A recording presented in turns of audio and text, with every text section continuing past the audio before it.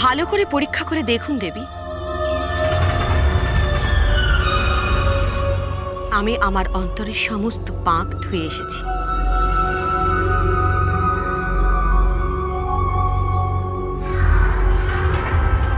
মা গঙ্গা শরণ দিয়েছেন আমাকে, আমি সম্পূর্ণরূপে পবিত্র হতে পেরেছি।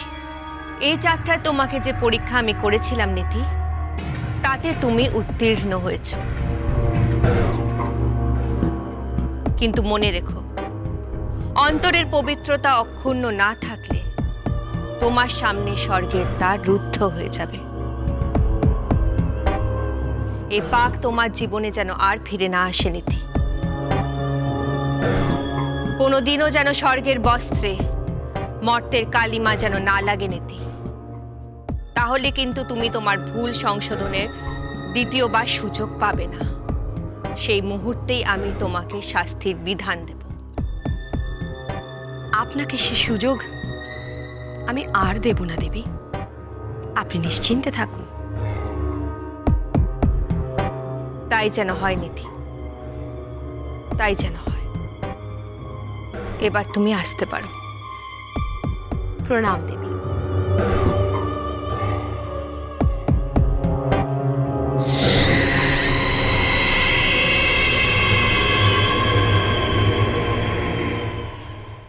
কই গো, কই গো মেয়ে, কোথায় গেলে গো বাচ্চা?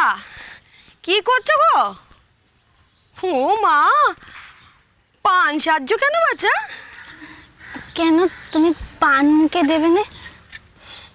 বাহ, তোমার দিকে সব দিকে নজর আছে। যা কুয়েছো, পানের জন্য গলা শুকিয়ে গেছে গো, দাও একটা পান মুখে দি।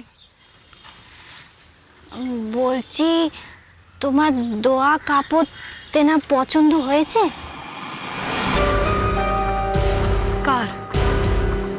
যার জন্য তোমার পবিত্র হতে হলো।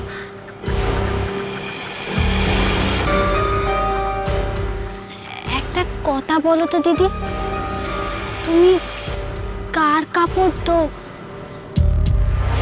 যার জন্য তোমায় এত পরীক্ষা দিতে হলো? এ কোনো সাধারণ কাপড় নয়।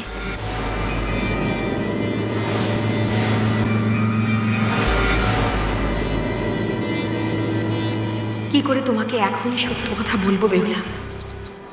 এখনো যে অনেক পথ পেরোতে হবে তোমাকে। ও দিদি, কিছু বলছো না যে? সব কথা কি আর মুখে বলা যায় বাচ্চা?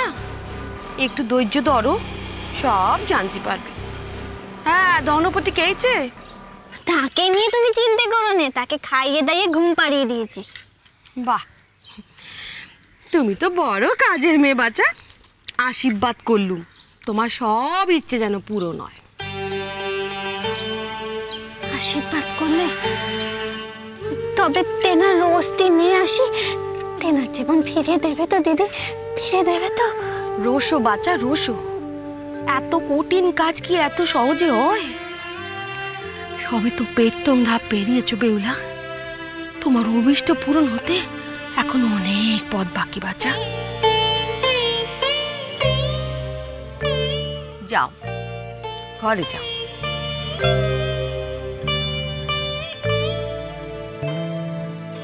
পদ্মাবতী, আর কতকাল বেহুলাকে ছলনার জালে বেঁধে রাখবে তুমি? তাকে এবার মুক্তি দাও পদ্মা। চাঁদ আর তোমার যুদ্ধে সবচেয়ে বড় বলিদান দিচ্ছে বেহুলা। এবার বন্ধ হোক এ যুদ্ধ, বন্ধ হোক। আমি জানি নীতি, তুমি আমার পরীক্ষায় উত্তীর্ণ হয়েছো বলে তুমি ভাবলে যে তুমি আমাকে সমুচিত জবাব দিলে, কিন্তু তা নয় নীতি।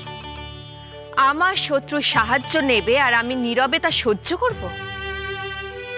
তোমাকে কি করে শিক্ষা দিতে হয় তা দেবী পার্বতীর ভালো করে জানা আছে। তুমি বড়ই উতলা হয়ে গেছো নীতি, নিজের বোনকে স্বর্গের দেবী হিসেবে স্বীকৃতি দেওয়ার জন্য, তাই না? এত দম্ভ তোমাদের যে আমার সম্মুখে একবারও তোমরা বললে না যে আমার মায়াজাল ছিন্ন করতে তোমরা অপারগ? যদি করতে, তখন দেখতে যে আমি তোমাদের করুণা করতাম কিনা।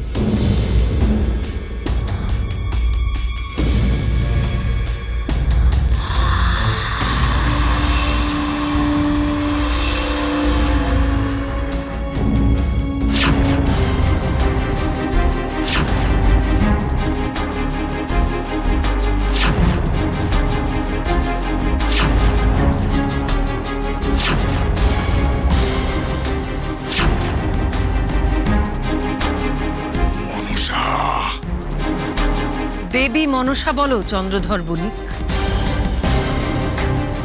তোমার চম্পকনগরীতে আমি দেবী রূপেই পরিচিত।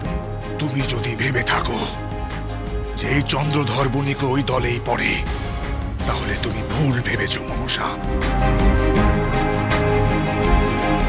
আমি তোমাকে কোনো দিনও দেবীর স্বীকৃতি দেব না, কুচক্রী নাগিনী। কিসের এত দম্ভ তোমার?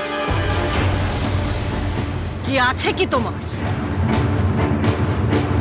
তোমার শেষ সম্বলটুকু ছিল তোমার মর্যাদা, আজকে তাও নেই চন্দ্রধর বণিক, নেই।